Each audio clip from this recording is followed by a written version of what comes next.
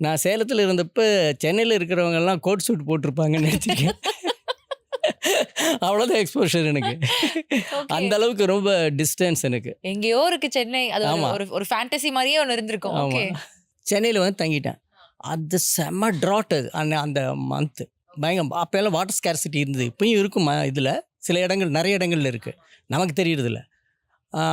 சூளைங்கிற இடத்துல தங்கியிருந்தேன், புரசவாக்கம் பக்கத்தில் இருக்குது. வந்தோன்னு போய் நைட்டு தங்கிட்டு காலையில் வந்தேன். போயிட்டு முகம் கழுவி குளிச்சுட்டு வந்துடுறா அப்படின்னாங்க. நான் பக்கெட் எடுத்து கீழே போகிறேன். அப்போல்லாம் அடிப்பைப்பு தான். இருக்கும். நான் 3 லேடிஸ் நின்றுருக்காங்க. லிட்ரலி 40 நிமிஷம் அடித்தாதான் ஒரு பக்கெட் நிறையுது. 40 நிமிஷம் அடிக்கணும், லிட்ரலி 40 நிமிஷம் அடிக்கணும். நான் பார்த்தேன், என்னுடைய டேர்ன் வந்துச்சு, நான் வச்சேன். சரி குளிக்கிறது அடின்னு அடிச்சுக்கிட்டே இருக்கேன். 40 நிமிஷம் அடித்தாதான் நினைக்கிறேன். சரி இன்னைக்கு வேண்டாம், குளிக்க வேண்டாம், முகம் கழுவிட்டு போயிடலாம் அப்படின்னு ஒரு கால்வாசி மாட்டி எடுத்துக்கிட்டு படி ஏறுறேன். அந்த மொமெண்ட் நான் திங்க் பண்ணேன், நீ எதுக்கு வந்திருக்க? டைரக்டர் ஆனவன் வந்திருக்க. இங்கே கீழே தண்ணி இருக்குன்னு தெரியுது, நீ குளிக்கணுங்கிற பர்பஸோடு வந்த.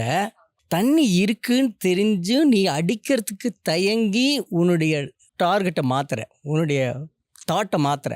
ஓகே, நீ எப்படி சென்னையில் ஒரு ஆளை கூட என்னானே சினிமானா என்னன்னு தெரியாது, சினிமாவில் ஒரு ஆளை தெரியாது, இங்கே தண்ணி இருந்தும் நீ அடிக்காமல் போனேன்னா டெஃபினட்டாக சினிமாவில் யாருமே இல்லை, சினிமாவில் உன்னால் அச்சீவ் பண்ணவே முடியாது. ஏன்னா இருந்துமே நீ உழைக்க தயங்குற. அது 4வது ஸ்டெப்பில் எனக்கு தாட் ஸ்ட்ரைக் ஆகிடுச்சு. அப்படியே வந்தேன், லிட்ரலி 40 நிமிஷம் அடித்தேன். அப்புறம் போய் குளித்தேன். அந்த ஒரு சின்ன அந்த கம்பேரிசன் தட் யூ மேட், அந்த இருக்கிற விஷயத்தை நீ எடுத்துக்கலனா இல்லாத விஷயத்தை தேடி நீ போறப்போ எப்படி கிடைக்காது. சான்ஸே இல்லை. வாவ்.